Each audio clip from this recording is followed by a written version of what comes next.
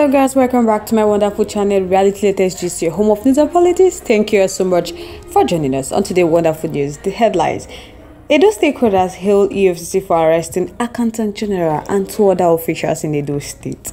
Moving on after this, we have Governor Obaseki have ordered Edo Security Network back on duty amid the rising crime. But guys, before our comments fully, I would like to welcome all my amazing subscribers and viewers. Thank you so much for joining us on today's wonderful news. To those that are joining us on today for the very first time, you are highly welcome. Kindly subscribe, like, comment, share, but don't forget the notification bell to get notified whenever we drop our video. So guys, let's dive into the main gist. Political stakeholders in Edo State, under the aegis of the Initiative for Democratic Advancement and Free Speech, applaud the Economic and Financial Crime Commission for detaining the State Accountant General Julius Anedu and two other government officials over corruption allegations.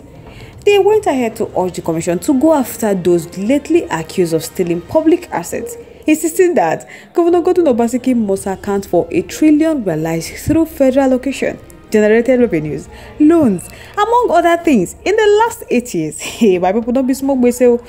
The development comes barely 1 week before the official handover and inauguration of the administration of Governor-elect Senator Mondo Owolo.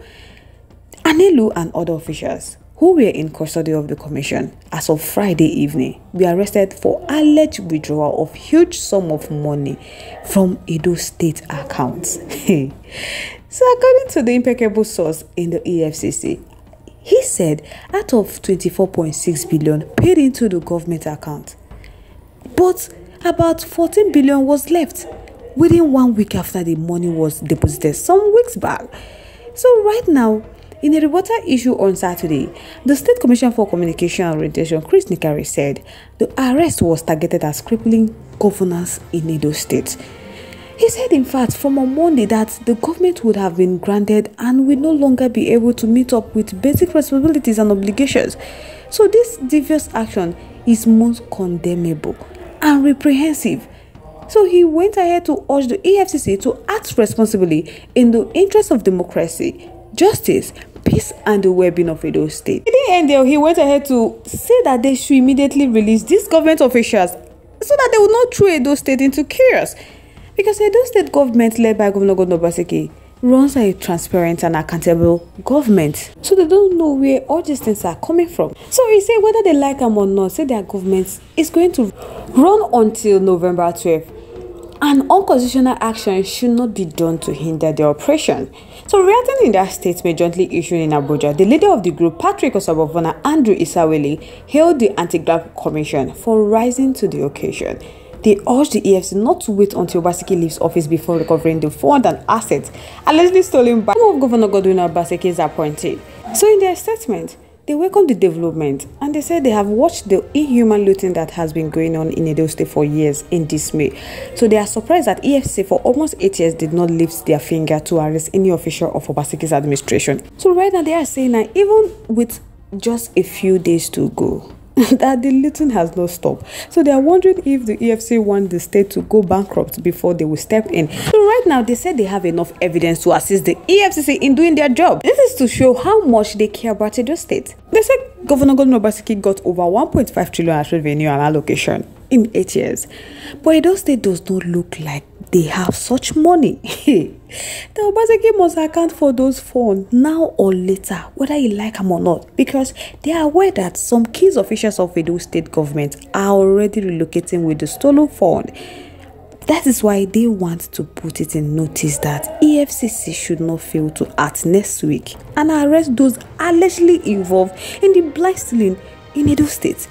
They will have no option but to lead a mass protest to the headquarters of EFCC if they fail to act fast. My people, don't be small, make you. So that's how I would like to know your thoughts, your contributions, your opinions are. Make I know what you feel about this matter in our comment section. Let's make it lively. Once again, thank you so much for staying with us.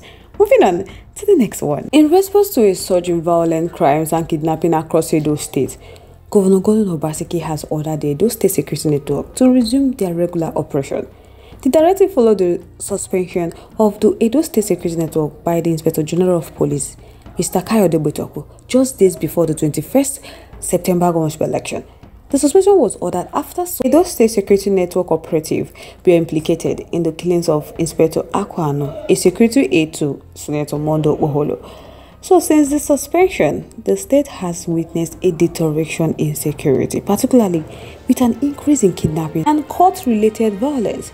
According to their statement, Chris Nekari, the State Commissioner for Communication Orientation, Governor Godwin Obaseki issued the directive after a State Security Council meeting on Monday, during which the recent spike in homicide and other violent incidents was reviewed. The government is committed to address the insecurity in Edo State, and Edo State Commissioner of Police has been directed to restore law and order, according to the statement.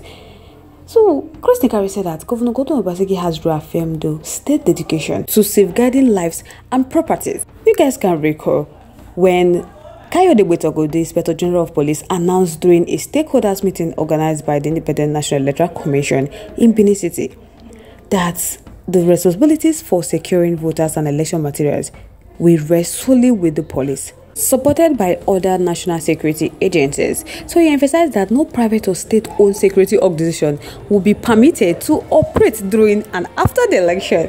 That all local government security groups in Edo State should refrain from participating in the election.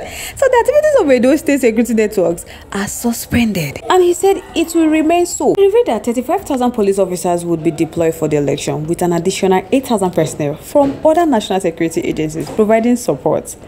And then he went ahead to withdraw the security aid that was attached to VIPs. So he warned that anyone caught against them would be treated according to the law. Botogo assured that the police would enforce the Electoral Act and other relevant laws to ensure a peaceful election environment. After the election, a lot of people were waiting for him to call the Edo State Security Network back to their duties, but he refused. And things had been happening. Governor Godwin Obaseki said he cannot fold his hand and watch the kidnappings and the court-related violence going on in Edo State to continue. That is why he summoned them to come back to their duty post. Hey, why people don't be small big. So guys, I would like to know your thoughts. Your contributions, your opinions are in our comment section. Make I know what you think about this matter, because according to Chris Nekari, he said Edo State is deteriorating. I mean the suspension of the Edo State Security Network.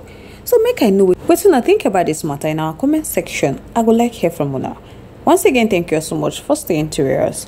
But if you haven't subscribed to our YouTube page yet, please do us a favor to like and subscribe and also share. But don't forget to turn notification bell to get notified whenever we drop a video, because I'm sure you don't want to miss out the trend and latest news happening on social media. To all our amazing subscribers, thank you so much for staying curious. To all our viewers out there, thank you so much for staying curious. On this note, we have come to the end of today's segment. Till I come your way next. Bye for now.